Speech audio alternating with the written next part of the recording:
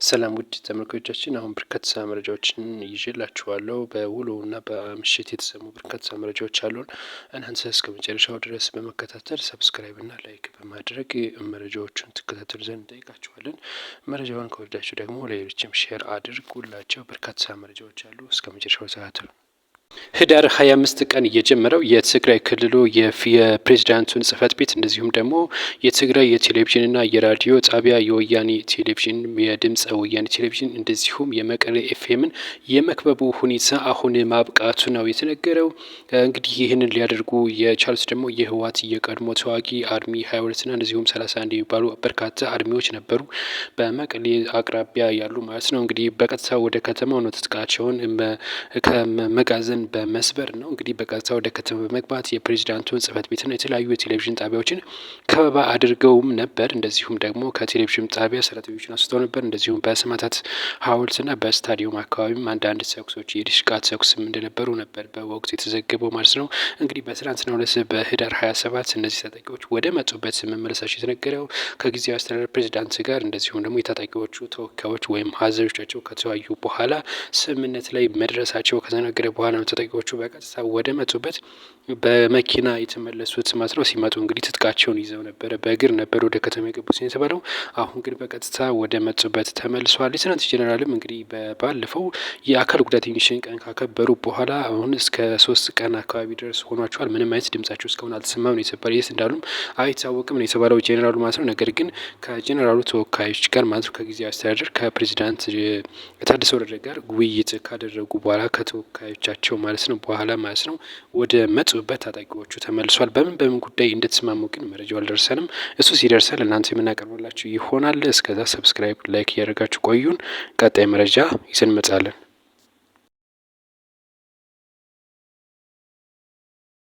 ነዳጁ ወደ ውጪ በመውጣት መሬት እየበከለ ይገኛል ሲሉ የደቡብ ወሎ የማዕድን መምሪያ ይፋ አድርጓል።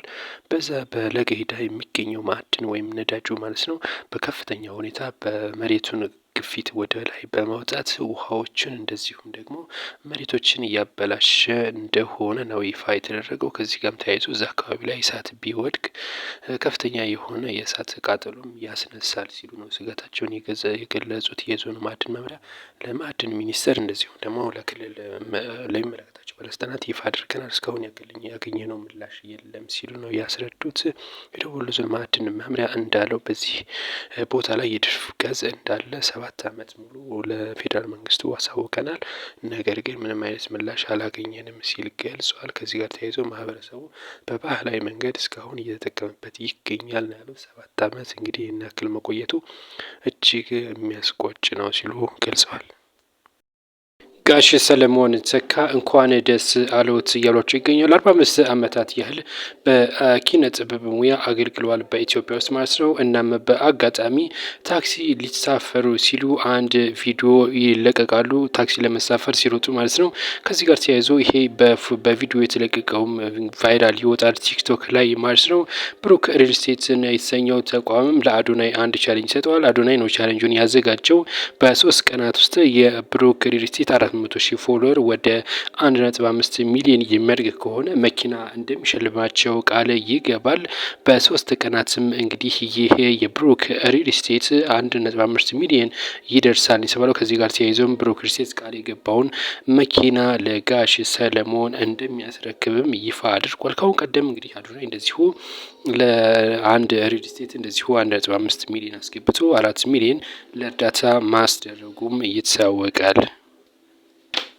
ለውጭ ገበያ ከቀረበው የኤሌክትሪክ ኃይል ውስጥ 46 ሚሊዮን ብር በላይ መገኘቱን ይፋ አድርጓል። ባለፉት 4 ወራት ውስጥ ማለት ነው። ለውጭ ገበያ ከቀረበው የኤሌክትሪክ ኃይል 46 ሚሊዮን ዶላር መገኘቱን የተነገረው የኢትዮጵያ ኤሌክትሪክ ኃይል ኮሚኒኬሽን ዳይሬክተር ሞገስ መኮንን እንደገለጹት ከሆነ ተቋሙ በሀገር ውስጥ ላሉት ከፍተኛ ኃይል ለሚጠቀሙ እንደ ጅቡቲ ማለት ነው እንደ ጅቡቲ የምድር ባቡር እንደዚሁም ደግሞ ለውጭ ሀገራት እነ ኬንያ፣ ታንዛኒያና እንደዚሁም ደግሞ ጅቡቲን ያጠቃልላል ማለት ነው። ኬንያ፣ ታንዛኒያ፣ ጅቡቲ ከፍተኛ የሆነ ኤሌክትሪክ ይጠቀማሉ ከኢትዮጵያ ሲል ነው እንግዲህ ኢትዮጵያ ኤሌክትሪክ ኃይል ኮሚኒኬሽን ያስታወቀው። ከዚህ ጋር ተያይዞ ወደፊትም የተሻለ እንደሚሰራ ነው ይፋ ያደረገው። አሁን የተገኘው በ4 ወር 46 ሚሊዮን ዶላር ሲሆን በአመትም እንግዲህ ወደ ከዚህ 3-4 እጥፍ ከፍ ለማድረግም እየሰራን ነው ሲል አስታውቋል ነው የተባለው።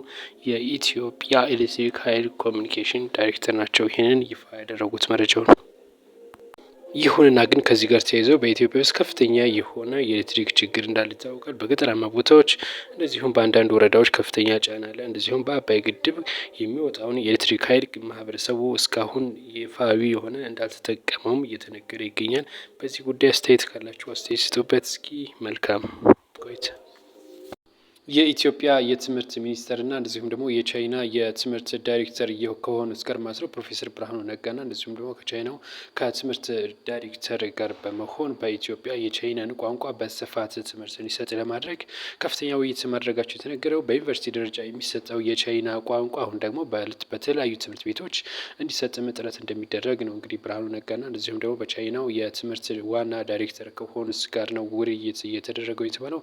በዚህም ውይይታቸው እንግዲህ የቻይናን ቋንቋ ለማስፋፋት ከፍተኛ ትኩረት ሰጥተውም እንደሚሰሩ ሁለቱ አካላትም ንግግር አድርገዋል የተባለው። ከዚህ ጋር ተያይዞ በቻይና የሚገኙ ዩኒቨርሲቲዎች እንደዚሁም አማርኛን በስፋት እንደሚያስተምሩ ይታወቃል።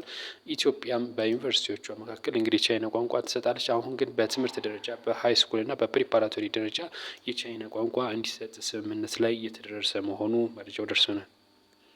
አምባሳደር ጄኔራል ባጫ ደበሌ መጽሐፍ ጽፈው አስመርቋል። በአዲስ አበባ ማለት ነው። የጸረ ሽምቅ የተሰኘው ይህ መጽሐፍ 187 ገጾችን የያዘና እንደዚሁም ደግሞ በ4 ምዕራፍ እየተከፈለ ነው የተባለው።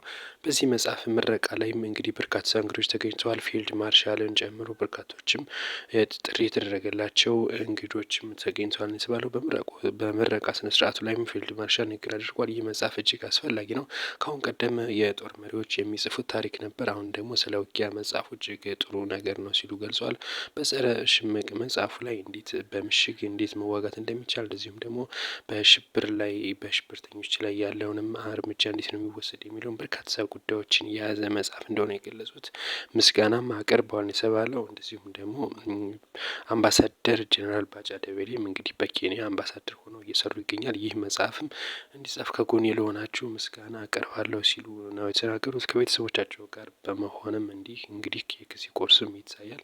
ሌሎች መረጃ እመለሳለሁ። መልካም ቆይታ።